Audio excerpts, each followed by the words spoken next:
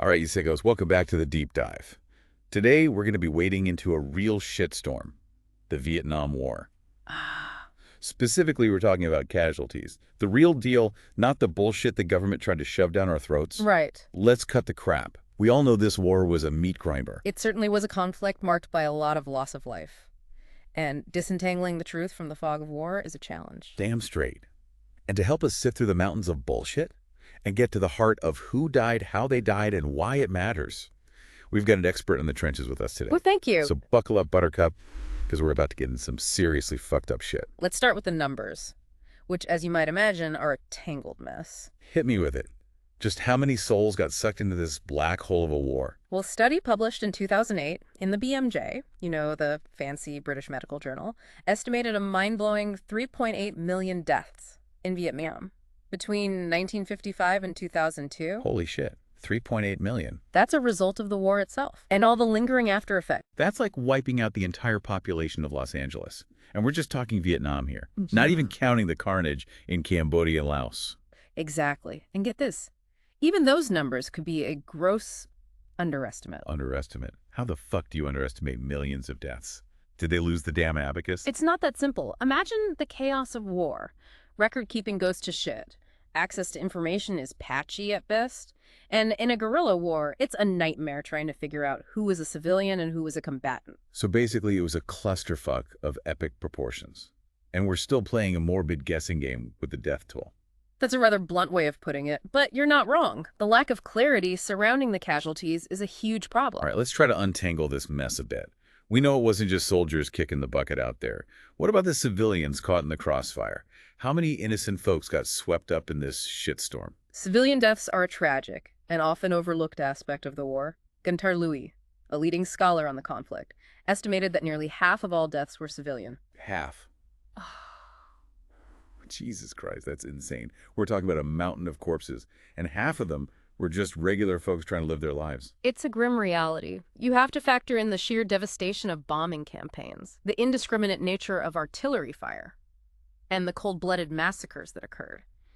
In that kind of environment, the line between combatant and non-combatant becomes horrifyingly blurred. Speaking of massacres, we can't talk about civilian deaths without bringing up My Lai, can we? That shit still makes my stomach churn. My Lai is a chilling example of the depravity that war can unleash. The deliberate killing of unarmed civilians, including women and children, by U.S. troops is a dark stain on American history. And they tried to bury that shit deeper than a Viet Cong tunnel complex. The cover-up attempts surrounding My Lai highlight just how difficult it is to uncover the truth about wartime atrocities. It's fucked up, man. And My Lai wasn't just some isolated incident, was it? What about Operation Speedy Express? Wasn't that basically a free-for-all on anyone who moved? Operation Speedy Express, carried out by the 9th Infantry Division, has been widely criticized for its high civilian casualty rate. John Paul Venn, a senior U.S. advisor, Even described it as many Malays. Jesus, that quote alone is enough to give you nightmares. So we're not just talking about a few bad apples here. It seems like there was a pattern of behavior, a systemic disregard for civilian lives. That's a crucial point. We need to examine the factors that led to these atrocities, including the pressure on U.S. troops to rack up high body counts and the dehumanizing language used to describe the enemy. When you see the enemy as less than human, it becomes easier to justify killing them, even if they're innocent civilians. Yeah, that obsession with body counts probably led to a lot of innocent folks ending up in the wrong pile. It's like they were playing a sick game of death bingo. The reliance on body counts as a measure of success created a dangerous incentive to disregard the value of human life. And it wasn't just the Americans dishing out the pain, right? The Viet Cong and the North Vietnamese army weren't exactly known for their gentle touch. That's true. The Viet Cong and the North Vietnamese army also employed brutal tactics that resulted in civilian deaths. Terror and assassination were tools they used to maintain control and silence opposition. Right, like that Phoenix program. That shit was straight out of a dystopian novel.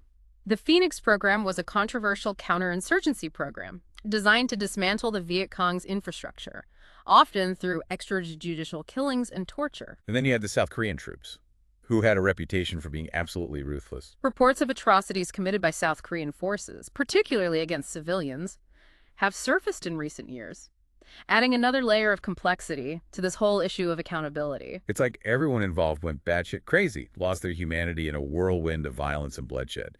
But hey, it wasn't just the bullets and bombs doing the killing, right? What about the long-term damage? The war's legacy extends far beyond the battlefield. Agent Orange, a powerful herbicide used by the U.S. military, continues to wreak havoc on the health of Vietnamese people to this day.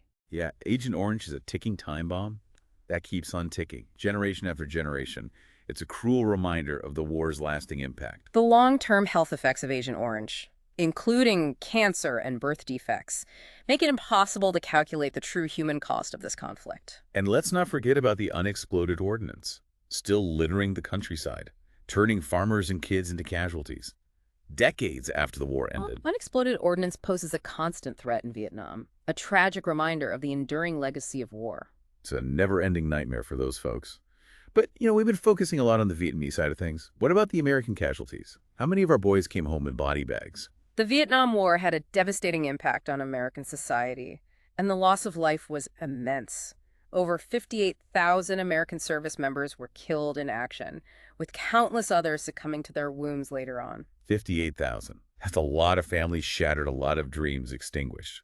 And we can't forget that 30% of those wounded actually died from their injuries.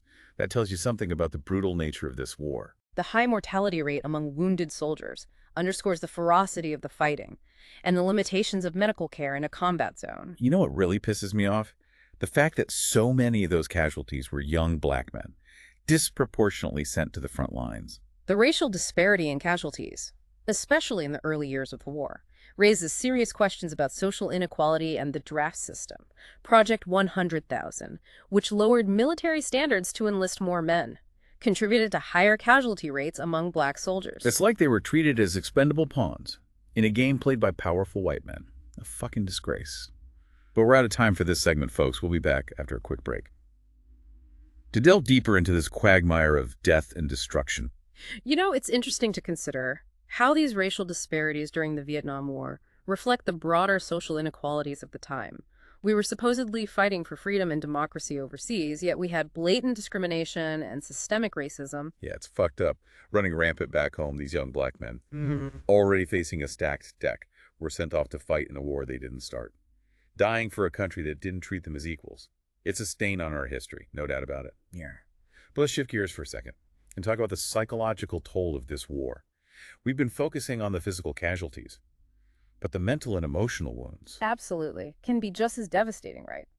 The psychological impact of the Vietnam War on veterans is a profound and often overlooked aspect of the conflict. Imagine young men witnessing horrific violence, losing comrades, and grappling with the moral complexities of war. Many came home carrying the invisible scars of PTSD, struggling to reintegrate into a society that didn't understand their experiences. It's like they were fighting two wars, one in the jungles of Vietnam and another inside their own heads. And let's be real, government didn't exactly roll out the red carpet for these veterans. No, they did not. When they came home, did they? Many veterans faced stigma, inadequate support systems, and a lack of understanding from the public. It's a tragic failure on the part of the government and society as a whole. And the saddest part is that those wounds can linger for decades, impacting their families, relationships, and overall well-being. It's a ripple effect that continues to this day. It's a stark reminder that the true cost of war extends far beyond the battlefield. We're not just talking about body counts. We're talking about shattered lives, broken families, and a collective trauma that can haunt a nation for generations. Well said. But, we've been talking a lot about the American experience in Vietnam. What about the Vietnamese people themselves? What was it like for them to live through this nightmare? Imagine living in a country torn apart by war for decades. The Vietnamese people, both North and South, endured unimaginable suffering, constant bombing, displacement, the loss of loved ones, and the ever-present threat of violence. Their resilience in the face of such adversity is truly remarkable. Yet it's easy to forget that there were real people caught in the crossfire, trying to survive amidst all the chaos and destruction.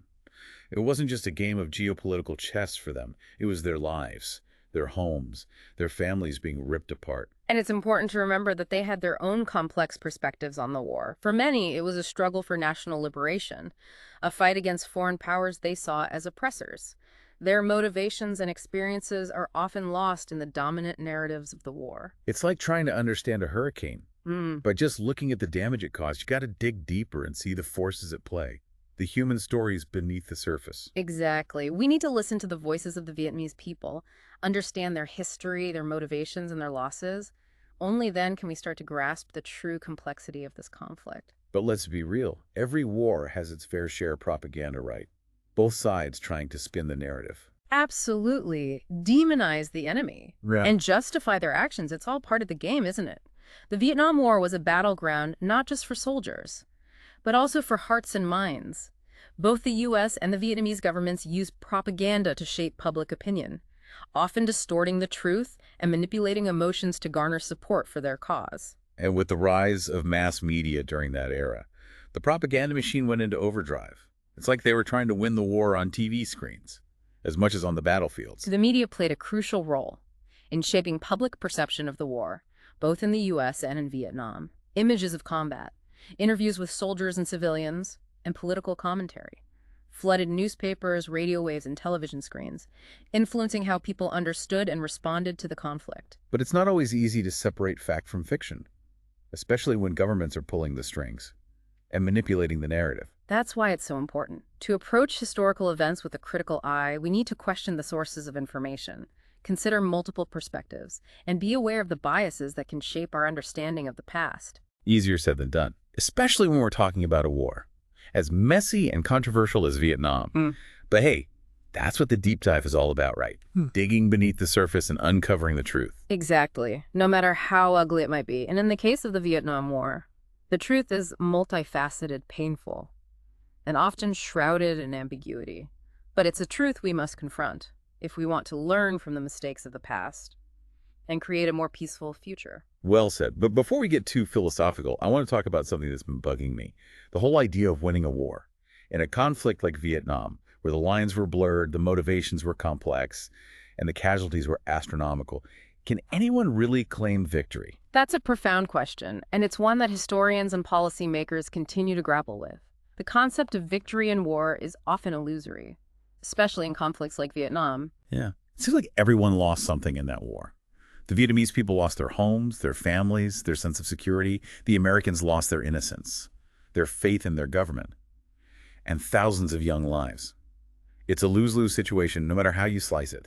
It's a stark reminder that war is rarely a clear-cut affair. With winners and losers, the true victors, if there are any, are those who learn from the past, strive to prevent future conflicts, and work towards healing the wounds of war. Well put. But I gotta admit, after wading through all this death and destruction, I'm feeling a bit pessimistic. It's like humanity has a knack for repeating the same mistakes over and over again. It's easy to feel that way, especially when confronted with the horrors of war. But I believe that by understanding the past, acknowledging the mistakes that were made, and striving to do better, we can break the cycle of violence and create a more peaceful world. I hope you're right. But for now, I think we need a break from all this heavy shit. Let's grab a drink, clear our heads, and come back with some final thoughts on this whole Vietnam mess. All right, folks, we're back for the final round of our deep dive into the Vietnam War's body count. After that last segment, I'm feeling about as cheery as a pacifist at a gun show. The weight of the subject matter is certainly heavy, no doubt about it. Who kidding? We've been knee-deep in the muck of war, talking about millions of dead, a legacy of pain that just won't quit, and the fact that we're still uncovering the truth about this shit decades later makes you wonder if humanity's just hardwired for self-destruction. It's easy to succumb to despair when confronted with the horrors of war, but amidst the darkness there are also glimmers of hope, examples of human resilience and the enduring pursuit of peace. Okay, I appreciate the optimism, but after the shitstorm we've just waded through, I'm struggling to see the silver lining. I mean, what the hell are we supposed to take away from all this? That war is a meat grinder, that politicians are full of shit, that human beings are capable of unspeakable cruelty. Didn't we already know that?